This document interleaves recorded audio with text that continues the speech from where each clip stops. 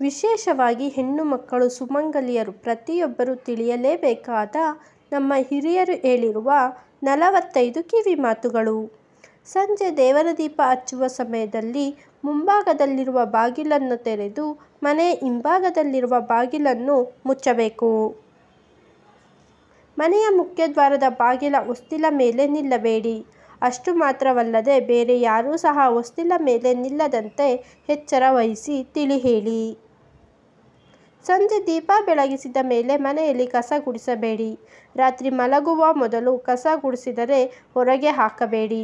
ಒಂದು ಕಡೆ ಗುಡ್ಡೆ ಮಾಡಿ ಶೇಖರಿಸಿಟ್ಟು ಬೆಳಗಿನ ಜಾವ ಸೂರ್ಯೋದಯದ ನಂತರ ಹೊರಗೆ ಹಾಕಿ.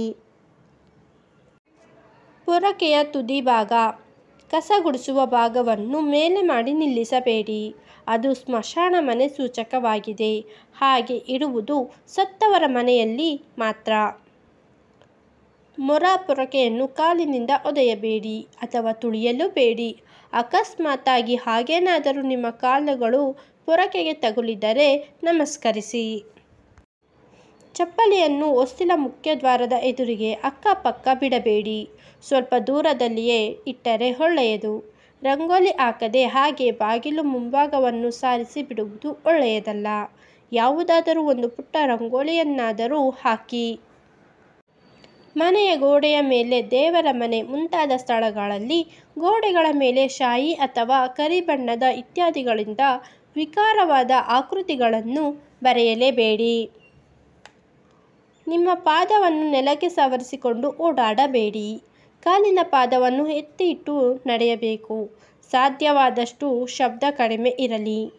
ಹೆಣ್ಣು ಮಕ್ಕಳು ಕಾಲಿಗೆ ಕಾಲ್ಗೆಜ್ಜೆಯನ್ನು ಧರಿಸುವುದು ಒಳ್ಳೆಯದು. ಮಂಗಳವಾರ, ಶುಕ್ರವಾರದಂದು ಯಾರನ್ನೂ ಸಹ ಅವ್ಯಾಚ್ಯ ಶಬ್ದಗಳಿಂದ ಬೈಯಬೇಡಿ. ಅದರಲ್ಲೂ ವಿಶೇಷವಾಗಿ ಹೆಣ್ಣು ಮಕ್ಕಳನ್ನು ಆ ದಿನಗಳಲ್ಲಿ ಅವ್ಯಾಚ್ಯ ಶಬ್ದಗಳಿಂದ ಬೈಯಲೇಬಾರದು. ಅವರ ಮನಸ್ಸನ್ನು ಸಹ ನೋಯಿಸಲೂಬಾರದು. ಹರಿದು ಹೋದ ಬಟ್ಟೆಗಳನ್ನು ಯಾವುದೇ ಕಾರಣಕ್ಕೂ ಧರಿಸಬೇಡಿ. ಒಂದು ವೇಳೆ ನೀವೇನಾದರೂ ಧರಿಸಿದರೆ ಮಾಟ ಮಂತ್ರ ದೃಷ್ಟಿಗಳ ಪ್ರಯೋಗ ಮಾಡಿಸಿದ್ದರೆ ಅವುಗಳ ಮೇಲೆ ಪರಿಣಾಮ ಬೇಗ ಬೀಳುತ್ತದೆ. ಕೈ ಮತ್ತು ಕಾಲುಗಳ ಉಗುರುಗಳನ್ನು ವಿಪರೀತ ಬೆಳೆಸಬೇಡಿ. ಅದು ದರಿದ್ರದ ಸಂಕೇತವಾಗಿದೆ. ಉಗುರುಗಳನ್ನು ಸಂಜೆ ಮತ್ತು ರಾತ್ರಿಯ ಸಮಯದಲ್ಲಿ ಕತ್ತರಿಸಬೇಡಿ. ಹಾಗೆ ಶುಕ್ರವಾರ, ಮಂಗಳವಾರ, ಶನಿವಾರದ ದಿನ ಉಗುರುಗಳನ್ನು ಕತ್ತರಿಸಬಾರದು. ಕತ್ತರಿಸಿದ ಉಗುರುಗಳನ್ನು ಸಹ ಮನೆಯಲ್ಲಿ ಎಲ್ಲೆಂದರಲ್ಲಿ ಎಸೆಯಬಾರದು. ಹಾಲನ್ನು ಚೆಲ್ಲಿದರೆ ತುಳಿದುಕೊಂಡು ಓಡಾಡಬೇಡಿ. ಒಂದು ವಸ್ತ್ರವನ್ನು ತೆಗೆದುಕೊಂಡು ಕೈಗಳಿಂದ ಸ್ವಚ್ಛಗೊಳಿಸಬೇಕು. ಆ ಮನೆಯಲ್ಲಿ ಹೆಣ್ಣು ಮಕ್ಕಳು ಕೆದರಿದ ಕೂದಲನ್ನು ಬಿಟ್ಟುಕೊಂಡು ಓಡಾಡಬಾರದು. ಕುಂಕುಮವಿಲ್ಲದ ಹಣೆ, ಕೆದರಿದ ಕೂದಲು, ಅರಿಶಿಣ ಹಚ್ಚದ ಕೈ ಕಾಲುಗಳು ಮಹಿಳೆಯರಿಗೆ ಅಶುಭದ ಸಂಕೇತವಾಗಿದೆ. ಮುಸ್ಸಂಜೆ ಮತ್ತು ಸೂರ್ಯಾಸ್ತದ ಬಳಿಕ ತಲೆಯ ಕೂದಲನ್ನು ಬಾಚಬಾರದು. ಹಾಸಿಗೆ, ಸೋಫಾ, ಮಂಚದ ಮೇಲೆ ಕುಳಿತು ಧ್ಯಾನ, ಪೂಜೆಗಳನ್ನು ಮಾಡಬೇಡಿ. ಯಾವ ಫಲವನ್ನೂ ನೀಡುವುದಿಲ್ಲ. ಸೂರ್ಯೋದಯಕ್ಕೆ ಮುಂಚಿತವಾಗಿಯೇ ಹಾಸಿಗೆಯಿಂದ ಏಳುವ ಅಭ್ಯಾಸ ಮಾಡಿಕೊಳ್ಳಿ.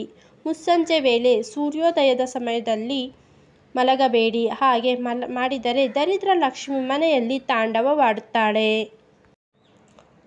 ಸುಮಂಗಲಿಯರ ಬೈತಲೆಯಲ್ಲಿ ಯಾವಾಗಲೂ ಕುಂಕುಮ ಇರದೇ ಇರಬಾರದು. ಎರಡೂ ಕೈಗಳಿಂದ ತಲೆಯನ್ನು ಕೆರೆದುಕೊಳ್ಳಬಾರದು. ಯಾವುದೇ ಕಾರಣಕ್ಕೂ ಸಂಧ್ಯಾ ಕಾಲದಲ್ಲಿ ಕಣ್ಣೀರು ಹಾಕಬಾರದು. ಮನೆಗೆ ಬಂದ ಹೆಂಗಸರಿಗೆ ತಪ್ಪದೆ ಅರಿಶಿಣ, ಕುಂಕುಮ, ಹೂಗಳನ್ನು ಕೊಟ್ಟು ಕಳಿಸಬೇಕು. ಗರ್ಭಿಣಿ ಸ್ತ್ರೀಯರು ತೆಂಗಿನಕಾಯಿ ಮತ್ತು ಕುಂಬಳಕಾಯಿ ಒಡೆಯಕೂಡದು. ಅಂತಹ ಜಾಗದಲ್ಲೂ ಇರಬಾರದು. ಗರ್ಭಿಣಿ ಸ್ತ್ರೀಯರು ನಿಂಬೆ ಹಣ್ಣನ್ನು ಕೊಯ್ಯಬಾರದು. ಸೂರ್ಯೋದಯಕ್ಕೆ ಮುಂಚೆ ರಂಗೋಲಿ ಇಡಬೇಕು. ಇದನ್ನು ಮನೆಯವರೇ ಮಾಡಬೇಕು. ಲಕ್ಷ್ಮಿ ಒಳಗೆ ಬರಲು ಇದು ಶುಭ ಸೂಚನೆ. ಕೈಯಲ್ಲಿ ಯಾವಾಗಲೂ ಉಪ್ಪು ಮತ್ತು ಪಲ್ಯಗಳನ್ನು ಒಟ್ಟಿಗೆ ಬಡಿಸಬಾರದು. ಮನೆಯಲ್ಲಿ ಏನಾದರೂ ಇಲ್ಲದಿದ್ದರೆ ತುಂಬಿದೆ ಎಂದು ಹೇಳಬೇಕು. ಇಲ್ಲ ಎಂದು ಯಾವಾಗಲೂ ಹೇಳಬಾರದು. ದಿಂಬಿನ ಮೇಲೆ ಕೂರಬಾರದು. ಮನೆಯಿಂದ ಹೊರಗೆ ಹೋಗುವಾಗ ಹೋಗಿ ಬರುತ್ತೇನೆ ಎಂದು ಹೇಳಬೇಕು. ಹೊಸ ಬಟ್ಟೆಗಳನ್ನು ಧರಿಸುವ ಮೊದಲು ಅದಕ್ಕೆ ಸ್ವಲ್ಪ ಅರಿಶಿಣ, ಕುಂಕುಮವನ್ನು ಹಚ್ಚಿ ದೇವರಿಗೆ ನಮಸ್ಕರಿಸಿ ಧರಿಸಬೇಕು. ಮನೆಯ ಅಕ್ಕ ತಂಗಿಯರಿಗೆ ವರ್ಷಕ್ಕೊಮ್ಮೆಯಾದರೂ ತವರಿಗೆ ಕರೆಸಿ ಅರಿಶಿನ ಕುಂಕುಮ ಫಲತಾಂಬೂಲದ ಜೊತೆಗೆ ಕೈಲಾದ ಹಣ ಒಡವೆಗಳನ್ನು ಕೊಟ್ಟು ಹರಸಿದರೆ ಮನೆತನ ತುಂಬ ಚೆನ್ನಾಗಿ ಏಳಿಗೆ ಆಗುತ್ತದೆ. ಒಬ್ಬರು ಧರಿಸಿದ ಹೂವನ್ನು ಇನ್ನೊಬ್ಬರು ಅಪ್ಪಿತಪ್ಪಿಯೂ ಧರಿಸಬಾರದು. ಕಪ್ಪು ವರ್ಣದ ಬಟ್ಟೆಗಳನ್ನು ಸಾಧ್ಯವಾದಷ್ಟು ಧರಿಸಬೇಡಿ. ಉಪ್ಪು, ಹುಣಸೆಹಣ್ಣು ಇವುಗಳನ್ನು ಯಾರಿಗೆ ಕೊಟ್ಟರೂ ಕೈಗೆ ಮಾತ್ರ ಕೊಡಲೇಬಾರದು. ಬದಲಾಗಿ ಕೆಳಗೆ ಇಡಿ, ಅವರೇ ತೆಗೆದುಕೊಳ್ಳುತ್ತಾರೆ. ಪ್ರತಿನಿತ್ಯ ಊಟಕ್ಕೂ ಮುನ್ನ ಕಾಗೆಗೆ ಅನ್ನ ನೀಡಿ. ಕಾಗೆಗೆ, ಹಸುವಿಗೆ ನಾವು ಊಟ ಮಾಡುವ ಮುನ್ನ, ನಾವು ಊಟ ಮಾಡಿದ ನಂತರ ನಾಯಿ ಮತ್ತು ಬೆಕ್ಕಿಗೆ ಆಹಾರವನ್ನು ನೀಡಬೇಕು. ಒಡೆದ ತೆಂಗಿನಕಾಯಿ ನೀಡುವಾಗ 3 ಕಣ್ಣು ಇರುವ ತೆಂಗಿನಕಾಯಿಯನ್ನು ತಪ್ಪದೆ ನೀವು ಇಟ್ಟುಕೊಂಡು ಉಳಿದ ಭಾಗವನ್ನು ಇತರರಿಗೆ ಕೊಡಬೇಕು.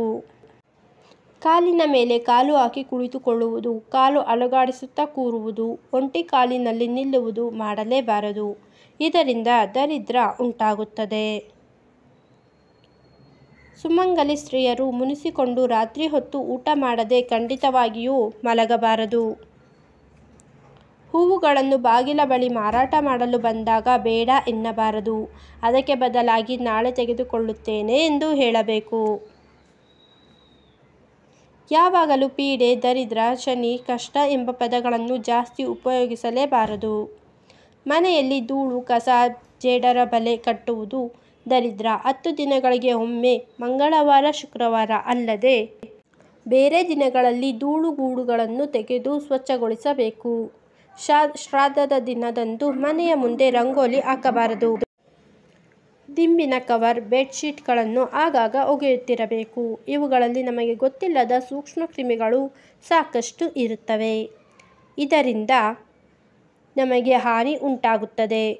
ಒಳ್ಳೆಯ ಕೆಲಸಗಳನ್ನು ಶುಕ್ಲ ಪಕ್ಷದಿಂದ ಅಂದರೆ ಅಮಾವಾಸ್ಯೆಯಿಂದ ಹುಣ್ಣಿಮೆ ತನಕ ಮಾಡಬೇಕು. ಮಹಿಳೆಯರು ಸಂಜೆ ಹೊತ್ತು ತುಳಸಿ ಗಿಡದ ಬಳಿ ದೀಪ ಹಚ್ಚಿ ಪೂಜೆ ಮಾಡಿದರೆ ಒಳ್ಳೆಯದು. ಮಹಿಳೆಯರು ಯಾವಾಗಲೂ ಕೂದಲನ್ನು ಬಿಟ್ಟುಕೊಂಡು ಇರಬಾರದು. ಇದು ಜ್ಯೇಷ್ಠಾದೇವಿ ಸ್ವರೂಪ. ಮನೆಯಲ್ಲಿ ಮಂಗಳ ಕಾರ್ಯಗಳು ನಡೆಯಲು ವಿಘ್ನವಾಗುತ್ತದೆ. ಸ್ನೇಹಿತರೆ, ಇಂದಿನ ಈ ಮಾಹಿತಿ ನಿಮಗೆ ಇಷ್ಟವಾಗಿದ್ದರೆ ದಯವಿಟ್ಟು ಲೈಕ್ ಮಾಡಿ ಮತ್ತು ಚಾನಲ್ಗೆ ಸಬ್ಸ್ಕ್ರೈಬ್ ಆಗೋದನ್ನು ಮರಿಬೇಡಿ. ಮತ್ತೊಂದು ವಿಶೇಷವಾದ ಮಾಹಿತಿಯೊಂದಿಗೆ ಭೇಟಿಯಾಗೋಣ. ಧನ್ಯವಾದಗಳು.